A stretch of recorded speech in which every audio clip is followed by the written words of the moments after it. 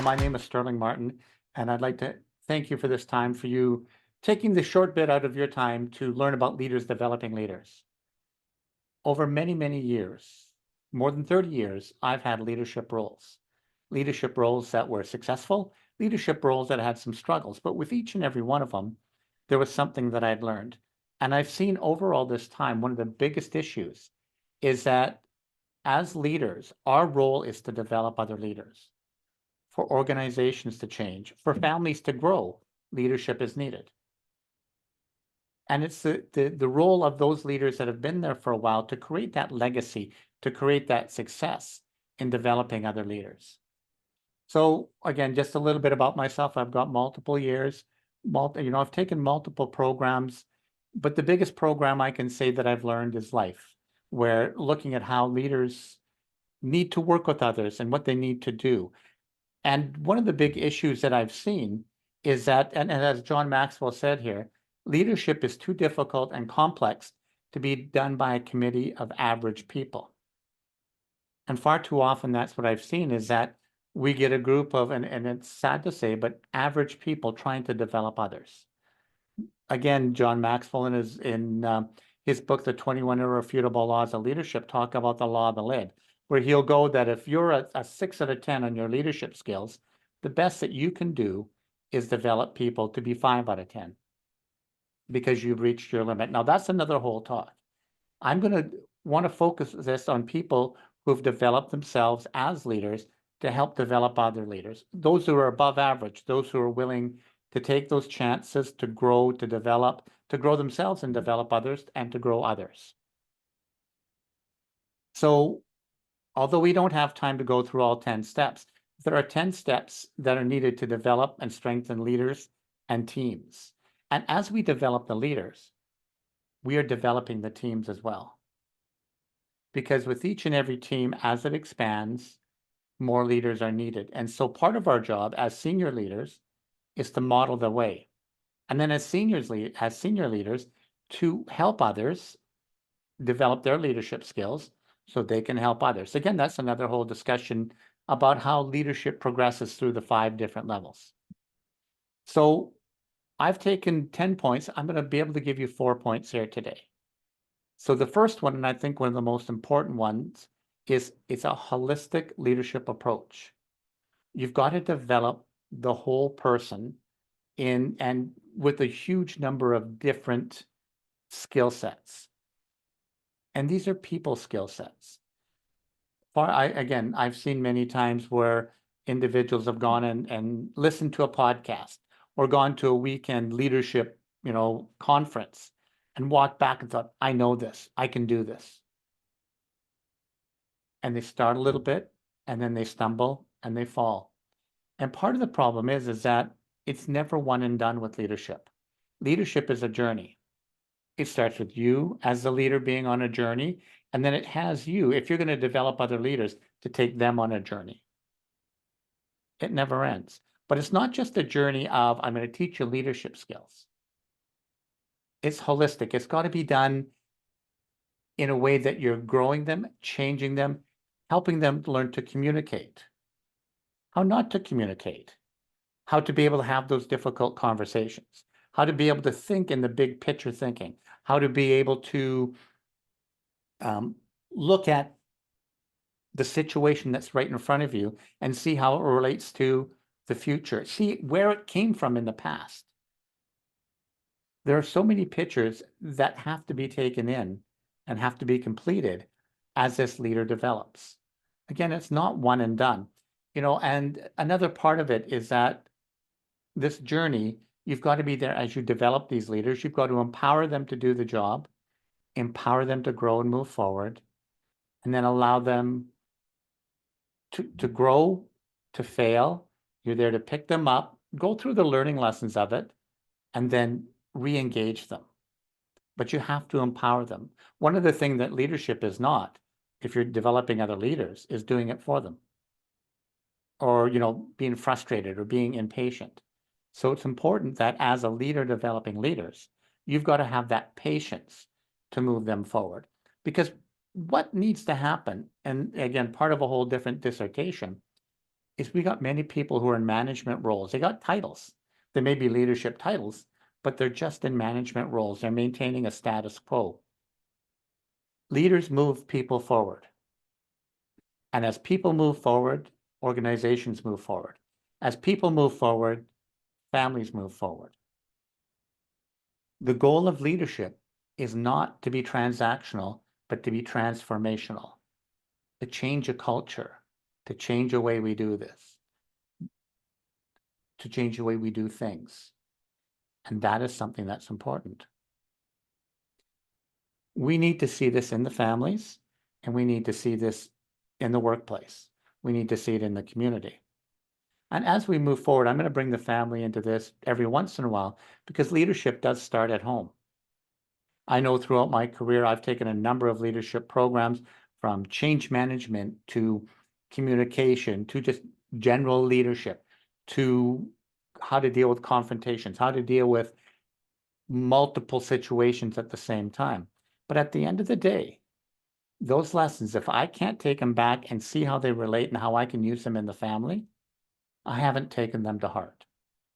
Or they're really not as effective as they could be. But if I can take them forward and go in the family and say, hey, I see how this fits, I will bring it to work. I will make it part of my life, part of the direction we're going. The next one is communication and difficult conversations. As you are developing other leaders, you pick one or two. It's not just about being out in front and being the boss and being able to glad hand people. It's about being able to have those difficult conversations. I know in my past career, at one point I had 400, semi-direct employees reporting to me. And the one thing about it is that when there was a problem within the system, the staff knew about it before I did. By the time it got to me, by the time I heard it the first time, if I wasn't moving forward, having that difficult conversation, problems would develop. And the other part of it, as part of my leadership journey, and what you want to teach those young leaders is that if you don't have that difficult conversation, people know, those who are supposedly following you will know that you're not completing your job. And then that leads to a whole other dimension in leadership. That's where trust is broke down. So as part of that holistic leadership training, it's got to be those difficult conversations and communication. And then next one is continual growth and learning. Again, I talked about Maxwell's law of the lid. If you're a 6, you're only going to train people to be a 5. If your goal is to develop other leaders, if your goal is to move people forward, if your goal is to grow your family, grow your organization, you've got to grow yourself. And the other important thing that comes from that is that as people see you growing yourself, you're modeling the way, and it sets the example for them to move forward. Again, I was running a nonprofit youth organization, and we had again, the way it was divided up, I'd call this person like kind of the CEO of the program. He's the one who dealt directly with the leaders that led the group, because we had many, many sites, many, many different groups. And I was the chairman of the board. And I was having difficulties with them, and we were having those difficult conversations. And then it came to the point where we're having like the big one, the big conversation. And I said to him, what are you doing to develop yourself? And he looked at me and said, well, my company I work for, puts me on this 2-day course, to talk about, and whatever it was. And I asked him what he learned from it, and it was very little. And then the challenge that came is that right after that, he said to me, what do you do? Instead of being humble enough to say, okay, we're trying to develop, because we're giving this person all the opportunity in the world to grow and develop himself. Again, it's a youth organization and volunteers. But when he challenged me, and that I'm a continual lifelong learner. While working full-time, I got a bachelor's degree and a master's degree. I, look at other programs. I got multiple certifications, always reading, always doing something. And when we had this discussion, he just went quiet. Because I said that, although I don't expect anyone to do what I do, at least at the level that I do it, I do expect people to continually grow, because what is not growing, what is not changing is slowly dying. And it was just like a week after that conversation, he was removed from his position because he was challenging leadership, challenging growth, challenging personal development. And that's not what you need in a leader, especially a leader mentoring and developing youth. Now, here's another big one, and this is even for the young people: succession planning and trust building. Leadership equals legacy and growth. Leadership is moving something somewhere. Management maintains the status quo. Leadership grows and moves something in a direction. Now, we always want it to be a good direction and a positive direction, and that should be the vision of the leader. Okay, we're going to just take that as it is. But then the other part of it is that as a leader, our goal shouldn't be to come to the end of a journey.